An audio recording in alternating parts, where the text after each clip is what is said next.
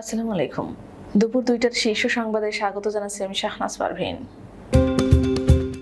উন্নয়নে যারা সহযোগিতা করবে তাদের নিয়েই চলব, প্রধানমন্ত্রী। অসংখ্য আজিজ বেনজির তৈরি করেছে সরকার, মির্জা ফখরুল। দুদকের মামলায় অব্যাহতি চেয়ে আবেদন ডক্টর ইউনূসের।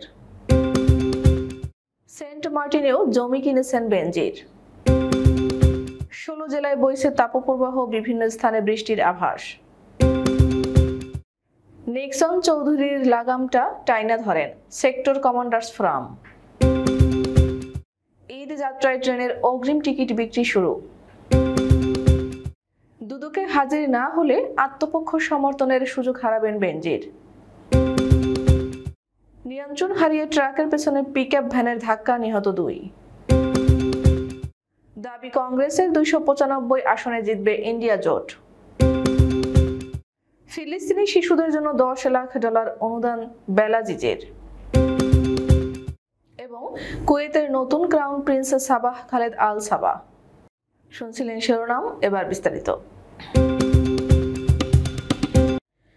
যেসব দেশ উন্নয়নে সহযোগিতা করবে বাংলাদেশ তাদের নিয়ে চলবে বলে জানিয়েছেন প্রধানমন্ত্রী শেখ হাসিনা। রোববার গণভবনে আমার চোখে বঙ্গবন্ধু শীর্ষক ১ মিনিটের ভিডিও নির্মাণ প্রতিযোগিতায় জাতীয় পর্যায়ে নির্বাচিতদের সম্মাননা পত্র, ক্রেস্ট ও আর্থিক পুরস্কার অনুষ্ঠানে তিনি একথা জানান। শেখ হাসিনা বলেন, কার দেশের সঙ্গে কার দেশের ঝগড়া সেটা আমার দেখার দরকার নেই। নিজের দেশের উন্নয়নটা আমার আগে দরকার। উন্নয়নে যারা সহযোগিতা করবে আমি তাদের নিয়েই চলবো, সেভাবে আমরা এগিয়ে যাচ্ছি। তিনি আরো বলেন, আমরা সবসময় শান্তি চাই, যুদ্ধ চাই না, সবার সঙ্গে বন্ধুত্ব চাই এবং সেই বন্ধুত্ব রেখেই কিন্তু আমি এগিয়ে যাচ্ছি। সাবেক পুলিশ প্রধান বেনজির আহমেদের সম্পত্তি ক্রোক নিয়ে সরকারের দেওয়া বক্তব্যকে লোক দেখানো বলে দাবি করেছেন বিএনপি মহাসচিব মির্জা ফখরুল ইসলাম আলমগীর। তিনি বলেন, শুধু বেনজির নয়, এক আজিজ নয়, অসংখ্য আজিজ আর বেনজির তৈরি করেছে এই সরকার।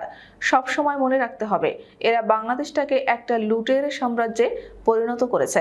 শনিবার জাতীয় প্রেস ক্লাবের সম্মিলিত পেশাজীবী পরিষদের উদ্যোগে প্রয়াত রাষ্ট্রপতি জিয়াউর রহমানের ৪৩তম মৃত্যুবার্ষিকী উপলক্ষে আয়োজিত আলোচনা সভায় এসব কথা বলেন তিনি। গ্রামীণ টেলিকমের শ্রমিক কর্মচারীদের সংরক্ষিত ফান্ডের লভ্যাংশের টাকা আত্মসাৎ ও পাচারের অভিযোগে করা মামলার দায় থেকে অব্যাহতি চেয়ে আবেদন করেছেন নোবেলজয়ী ডক্টর মোহাম্মদ ইউনূস। রোববার ঢাকার বিশেষ জজ আদালত ৪-এর বিচারক সৈয়দ আরাফাত হোসেনের আদালতে হাজির হয়ে এই আবেদন করেন ডক্টর ইউনূস। ব্যারিস্টার আব্দুল্লাহ আল মামুন বলেন, অর্থ আত্মসাতের মামলায় নোবেলজয়ী ডক্টর মোহাম্মদ ইউনূসের পক্ষে অব্যাহতি চেয়ে আবেদন করেছে।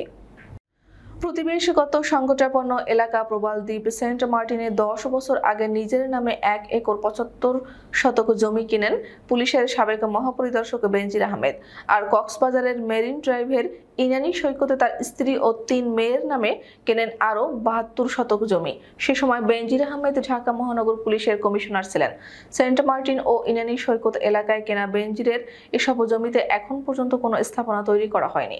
সেন্ট মার্টিন দ্বীপের বিশাল জমিটি কংক্রিটের পিলারে কাঁটাতারের সীমানা দিয়ে ঘিরে রাখা হয়েছে। সম্প্রতি সরেজমিনে দ্বীপের দক্ষিণ পাড়ায় দেখা গেছে কাঁটাতারের নিচে কিছু অংশে পাথরের স্তূপ, রাস্তার দিকের অংশে বড় একটি ফটক। ফটকের পাশে কয়েক মাস আগেও জমির মালিক হিসেবে বেনজির আহমেদের নামে সাইনবোর্ড টাঙানো ছিল। এখন সেই সাইনবোর্ড নেই জানিয়ে স্থানীয় ৯ নম্বর ওয়ার্ডের ইউপি সদস্য নজির আহমেদ গণমাধ্যমকে বলেন, দ্বীপের মানুষ জানে জায়গাটির মালিক সাবেক আইজিপি, এ কারণে ওই জমিতে কেউ ঢোকে না। দেশের ১৬ জেলার উপর দিয়ে তাপপ্রবাহ বয়ে যাচ্ছে। এই তাপপ্রবাহ কিছু কিছু জায়গায় থেকে কমে আসতে পারে, তবে তাপপ্রবাহের মধ্যেই রংপুর, ময়মনসিংহ ও সিলেট বিভাগের অনেক জায়গা সহ আরও কিছু অঞ্চলে বৃষ্টির আভাস দিয়েছে আবহাওয়া অফিস। বিজ্ঞপ্তিতে আবহাওয়া অফিসে জানিয়েছে, আজ ঢাকা, টাঙ্গাইল, ফরিদপুর, মাদারীপুর, রাজশাহী, পাবনা, সিরাজগঞ্জ, রংপুর, মৌলভীবাজার, চাঁদপুর, নোয়াখালী, বাগেরহাট, যশোর, বরিশাল, পটুয়াখালী ও ভোলা জেলার উপর দিয়ে মৃদু তাপপ্রবাহ বয়ে যাচ্ছে।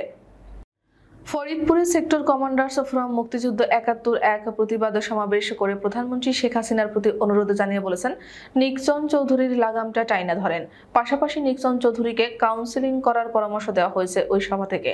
শনিবার বিকেল ৫টার দিকে সেক্টর কমান্ডার্স ফোরাম মুক্তিযুদ্ধ ৭১ ফরিদপুরের উদ্যোগে ফরিদপুর প্রেস ক্লাব চত্বরে এ প্রতিবাদ সমাবেশ অনুষ্ঠিত হয়। নিক্সন চৌধুরী ফরিদপুর ৪ আসনের সংসদ সদস্য। তিনি সাবেক সংসদ সদস্য ও প্রধানমন্ত্রী শেখ হাসিনার ফুফাতো ভাই ইলিয়াস আহমেদ চৌধুরীর ছেলে। বর্তমান সংসদের চিফ হুইপ ও মাদারীপুর 1 আসনের সংসদ সদস্য নূর-ই-আলম চৌধুরীর ছোট ভাই নিক্সন চৌধুরী। সাবেক মন্ত্রী আনোয়ার হোসেন মঞ্জুর জামাতাও তিনি। পবিত্র ঈদুল আজহা উপলক্ষে ট্রেনের অগ্রিম টিকিট বিক্রি শুরু হয়েছে। রোববার সকাল 8টা থেকে এই টিকিট বিক্রি শুরু হয়। আজ দেওয়া হচ্ছে আগামী 12 জুনের টিকিট। সকালে বিক্রি করা হচ্ছে পশ্চিমাঞ্চলের টিকিট, আর পূর্বাঞ্চলের টিকিট বিক্রি শুরু হবে দুপুর 2টা থেকে। এবার শতভাগ আগাম টিকিট বিক্রি হচ্ছে অনলাইনে। কাউন্টার থেকে কোনো টিকিট বিক্রি হচ্ছে না। আগাম টিকিট বিক্রির প্রথম দিনে রোববার দেওয়া হচ্ছে 12 জুনের টিকিট।